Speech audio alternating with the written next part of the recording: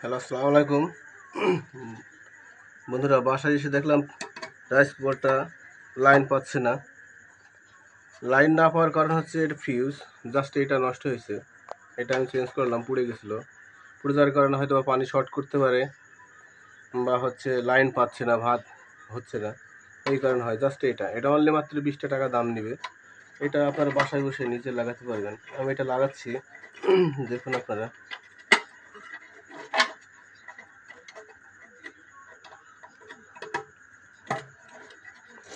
Just এটা লাগালে হয়ে গেল। এটা 20 টাকা দাম, অনলি মাত্র 20 টাকা দিলেই সব শেষ, নিজেও করতে পারবেন।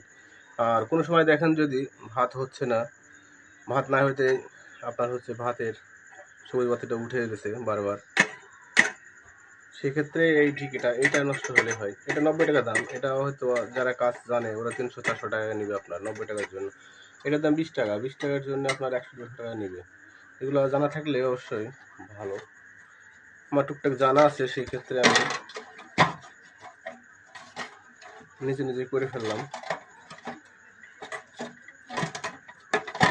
সেক্ষেত্রে আমি নাটগুলো লাগাই দিলেই আমার ওকে। আচ্ছা।